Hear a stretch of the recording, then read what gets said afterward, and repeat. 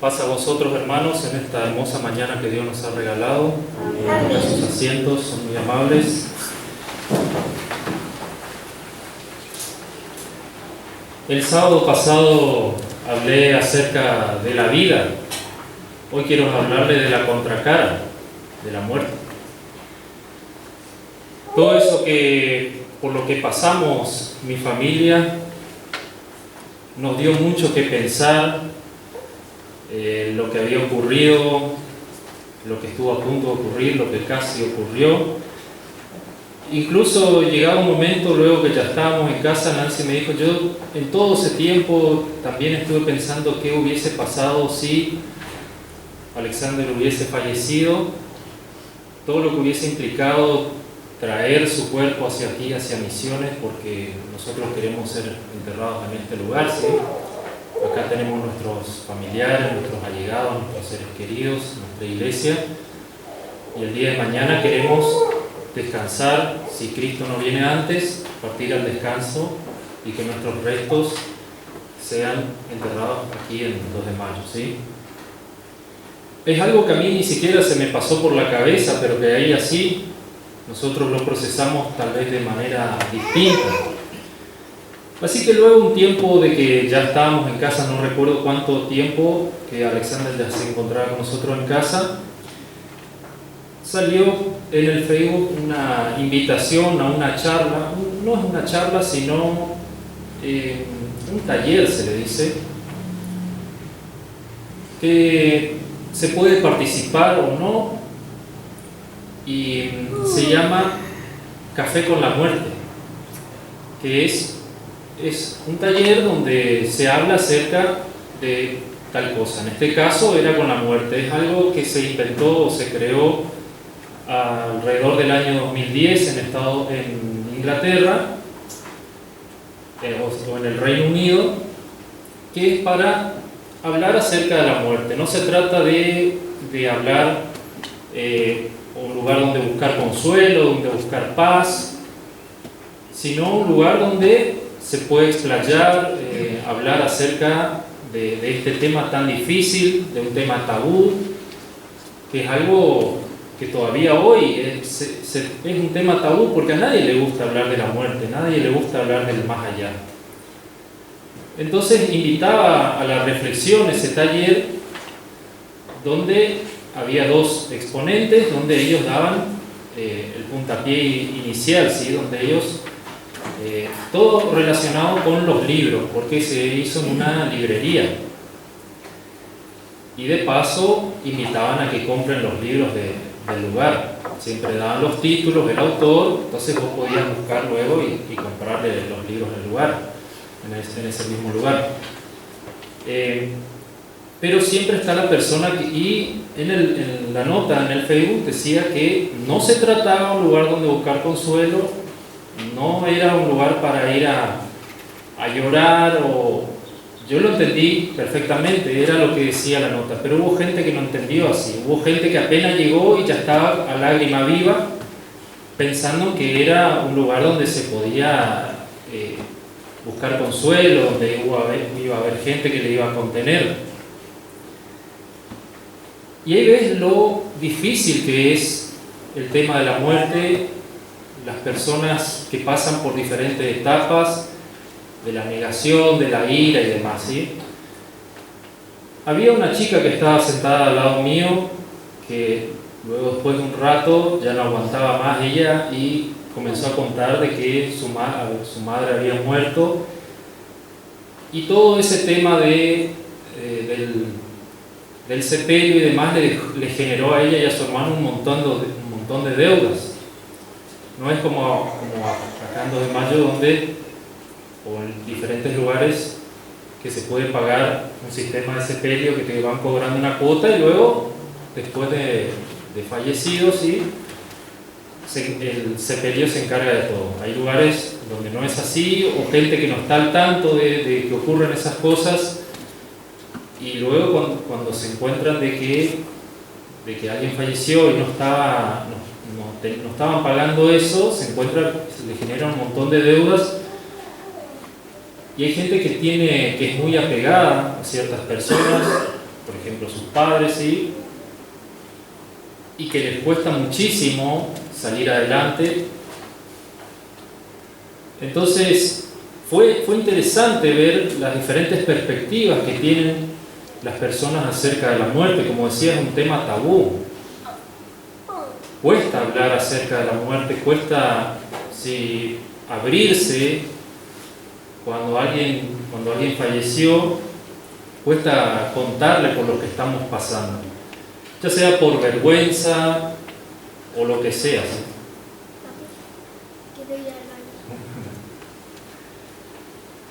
La muerte puede robarnos una criatura, como casi nos pasó a nosotros, puede llevarse a un compañero, a un ser querido, a una masa de personas en un accidente, como pasó creo que en Bolivia estos días, donde fallecieron más de 50 personas en un accidente de colectivo, o los diferentes accidentes aéreos que están ocurriendo. Por lo general no sabemos la hora, si es en el caso de una enfermedad, podrán darnos un estimativo, pero no sabemos a ciencia cierta el momento que ha de llegarnos. Entonces se estuvo analizando las diferentes civilizaciones relacionadas con el mundo cristiano, donde qué pensaban ellos acerca de la muerte. Para los romanos, el alma y el cuerpo perecen juntas. El alma se extingue con el cuerpo. Las principales corrientes filosóficas que podemos encontrarlo en el libro de los Hechos, que tenían más aceptación en Roma, eran los epicúreos y los estoicos, que mantuvieron un escepticismo ante la muerte. Los epicúreos, que tenían como base la búsqueda de la felicidad y la observación del entorno mediante la racionalidad, decían que había que eliminar esas supersticiones en los hombres, siendo la muerte tan solo un miedo más que había que eliminarse. Para el estoicismo, la muerte era una ley de vida que se debía aceptar. Debemos aceptar que vamos a morir. Y arremetieron contra la creencia de un más allá. Creían que eran inútiles las ceremonias, es decir, una vez muertos ya no hay más nada. Del otro lado, olvido, oscuridad. Para los romanos el entierro era para los pobres y para los esclavos. A los ricos se los incineraba, porque se hacía una gran pompa, se reunía un montón de gente cuando moría alguien rico, ¿sí? En cambio, para los egipcios, vemos muchos programas de televisión acerca de la momificación. Así se conservaba el cadáver. Se hacía una construcción de una tumba personal, se redactaban escritos en las tumbas que contenían información acerca de la persona que ocupaba, de aquel que ocupaba. ¿Puedes ayudar con el cinto? ¿Le pueden ayudar, por favor? Un segundito. Gracias. De la persona que ocupaba el sarcófago, tanto para vivos o para los muertos. Ellos creían que los espíritus de los muertos rondaban los sarcófagos y podían ver a los muertos o a aquella persona que ocupaba el lugar. Quién era el muerto y cómo identificar a aquel vivo que fuese. A los pobres se los enterraba en la arena con telas y pieles, y a los ricos se los momificaba, algo que era un proceso costoso y que requería mano de obra cualificada. No quiero andar en dioses egipcios o en dioses ajenos, pero todas las diferentes naciones relacionadas con el pueblo de Israel, todas tenían un pensamiento de que había algo más allá. Todas creían, todos pensaban en que había que pensar en la vida después de la muerte. Muy por el contrario de lo que ocurre en la sociedad actual, preocupados por el aquí, por el ahora, y ni siquiera hablar por el futuro, ¿no? Ni siquiera hablar de el más allá tampoco. Vivimos en una sociedad hedonista donde pensamos qué puede darnos placer hoy, qué podemos recibir nosotros hoy. no pensamos acerca, y sobre todo en estas nuevas generaciones, ¿sí? Donde pensamos qué podemos hacer hoy, no pensamos ni siquiera en el prójimo, a veces ni siquiera en nuestro propio cónyuge o nuestros parientes más cercanos, pensamos en nosotros mismos. Los de afuera o aquellos que no están en nuestro círculo íntimo, no importa. No importa si sufre un niño, como ocurrió con la familia Vivas, aquellos israelíes argentinos que fueron asesinados por Hamás, gente del Congreso de la Nación, senadores, diputados, que no mostraron ni siquiera un poquito de empatía, donde un grupo terrorista asesinó a sangre fría a muchos bebés, niños, ancianos, mujeres, hombres. No les importa, pareciera que ni siquiera fueran argentinos esas personas, no les interesa, casi parece que fuesen del mismo grupo terrorista, ¿sí? Para los griegos se tenía como cierta la concepción de la inmortalidad del alma, así como la idea de la transmigración de esta, es decir, del alma, que a su salida del cuerpo que había estado habitando buscaba otro cuerpo para habitar. Este pensamiento fundamentó prescripciones y prácticas que los iniciados deberían cumplir para mantener la pureza de su alma y alejarla de otras almas impuras. Filosofías posteriores como la de Platón trataron de explicar sobre este tema de la transmigración del alma. Para la cultura griega la muerte significó el caos, la oscuridad, la vuelta a la confusión, como lo fue cuando la tierra estaba desordenada y vacía. Un no ser donde no existe nada ni nadie. Para los cristianos significa estar un paso más cerca de Cristo o del regreso de Cristo. Partimos al descanso y creo que está de más leer 1 Tesalonicenses capítulo 4 versículo 13 en adelante, donde nos habla acerca de los que duermen, ¿no es cierto? Todos ya tenemos asimilado todo esto. Pero hay que entender algo que las otras sociedades no entendieron, los cananeos, los egipcios, los babilonios, que la muerte está relacionada con el pecado. Que todo esto, lo que nosotros llegamos a este punto por el pecado. Dios le dijo a Adán que no comiera de la fruta del árbol prohibido, porque el día que él comiera ese fruto, ciertamente moriría. No le dijo que iba a morir en ese mismo instante, sino que la muerte sería o entraría a la tierra o al Edén. No estamos diseñados para morir. Esto es algo muy difícil de concebir, ya que la muerte está desde el principio mismo, ¿sí? ¿Cómo habríamos de permanecer en la tierra tantos millones de personas? Solamente Dios tiene la respuesta. ¿Cómo habríamos desde la antigüedad hasta el día de hoy? ¿Cómo podría ser que no hubiese existido la muerte? Hace algunos sábados hablábamos con Ezequiel acerca del reino. Él está muy interesado en el tema de los animales. Y yo le decía que en el reino no van a haber animales malos que van a devorarse unos a otros. Los feroces serán tranquilos. Vamos a leer, si me acompañan, en Isaías capítulo 6, versículos muy conocidos. Capítulo 11, versículo 6 en adelante hasta el 9.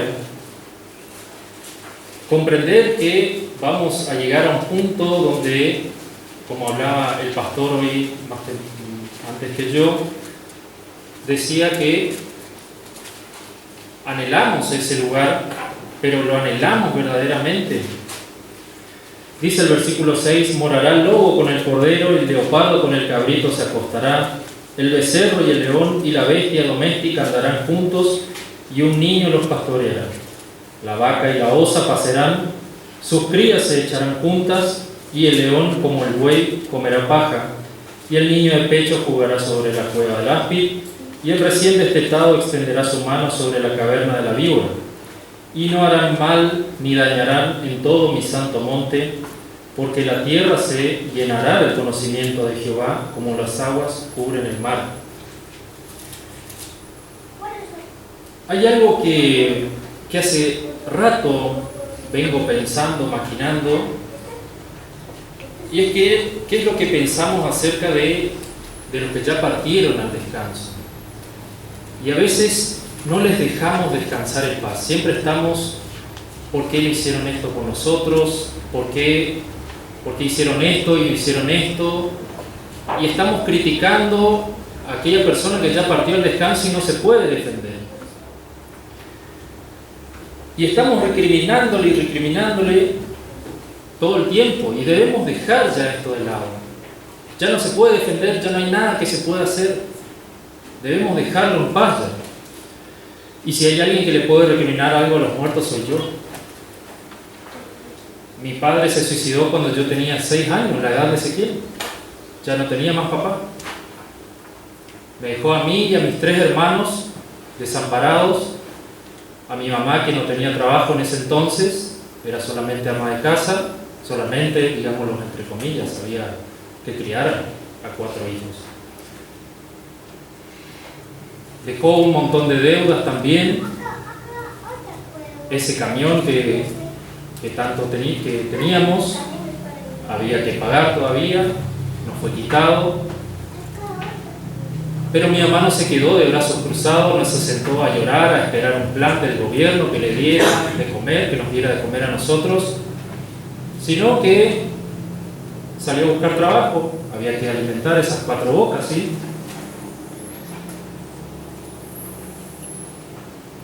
A cada uno de nosotros en nuestro hogar nos afectó de manera distinta, a unos más, a otros menos. Cada uno procesó de manera distinta. Yo ya hice paz con ese sentimiento hace muchísimos años ya. Es como si nunca hubiese tenido papá. Lo recuerdo vagamente, tenía solamente 6 años, ¿sí? Así que mi objetivo como padre es estar en los momentos que mi papá no estuvo, poder compartir con mi hijo en los momentos que mi papá no estuvo, y ser un mejor padre que el que yo tuve. Les recuerdo, mi papá tenía depresión, una enfermedad que no tiene cura, así que por ahí cuando hablo con mi mamá o con mi tía, que con una de mis parientes más cercanas con las que hablo, entiendo que ellos veían, yo por ejemplo, por supuesto no veía eso, ellos veían su enfermedad, ellos lo palpaban, sí, podían ver la manera en la que él era. Entonces, por eso no le puedo recriminar, porque como dije el sábado pasado, hay que estar en los zapatos de las personas que sufren. Una persona que se quita la vida, supongo que no se quita la vida porque quiere, sino porque no encuentra otra salida. Y eso lo dictaminará el Señor cuando venga a hacer juicios. 1 Corintios capítulo 15, ya quiero ir cerrando, leer un par de versículos más para ir cerrando. 1 Corintios capítulo 15, el apóstol Pablo nos habla mucho acerca de la muerte y del porvenir. Capítulo 15, versículo 54. Y cuando esto corruptible se haya vestido de incorrupción y esto mortal se haya vestido de inmortalidad, entonces se cumplirá la palabra que está escrita: sorbida es la muerte en victoria.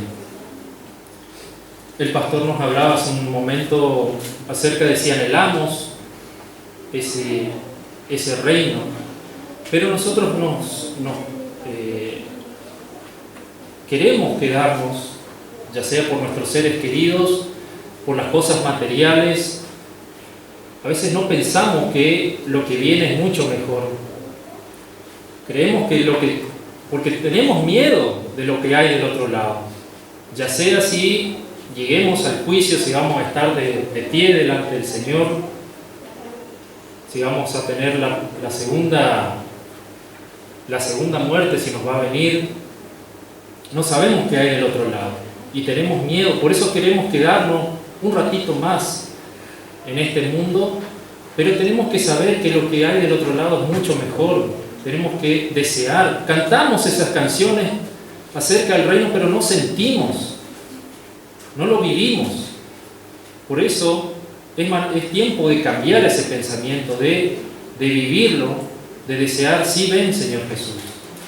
Y cuando uno ve esas cosas, ya sea lo que vivimos en el hospital, lo que vemos por la televisión con las familias israelíes, digo las familias israelíes por lo que más se escucha, pero también el otro día compartía que en África también están siendo asesinados muchos cristianos, pero como no es Israel, no es Europa, no es América, no tiene mucha difusión, pero sus vidas valen lo mismo que la nuestra también. Eclesiastés capítulo 9 dice: porque los que viven saben que han de morir, pero los muertos nada saben, ni tienen más paga, porque su memoria es puesta en olvido. También su amor y su odio y su envidia fenecieron ya, y nunca más tendrán parte en todo lo que se hace debajo del sol. El pensamiento judío tradicional junto con el cristianismo cambiaron muy pocas cosas. Los dos sabemos los pensamientos de que partimos al descanso, de que esperamos juicio. Nuestro Señor Jesús le hablaba, todo lo que hizo, también lo comentaba el pastor recién, de que nos dejó enseñanzas en diferentes cosas. Y también nos dejó enseñanzas relacionado con la muerte. Juan capítulo 11, si me quieren acompañar, cuando nos habla acerca de la muerte de Lázaro. Solamente 4 versículos quiero leer aquí. Juan capítulo 11, versículo 11 en adelante.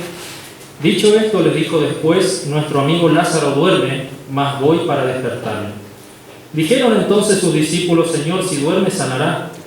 Pero Jesús decía esto de la muerte de Lázaro, y ellos pensaron que hablaba del reposar del sueño. Entonces Jesús les dijo claramente: Lázaro ha muerto.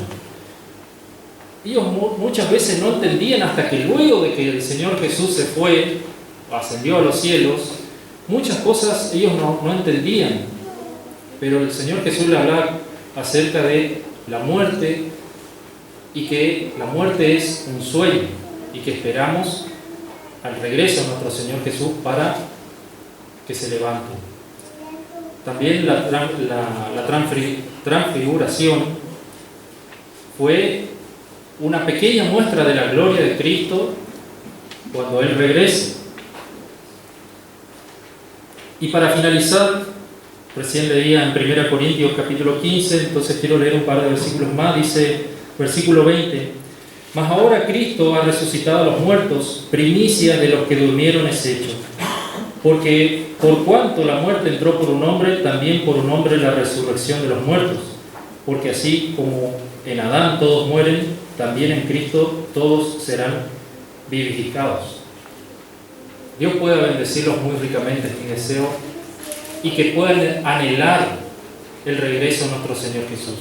Así como dice en Apocalipsis: Cristo viene, ven Señor Jesús, te amamos y te anhelamos. Amén. Amén.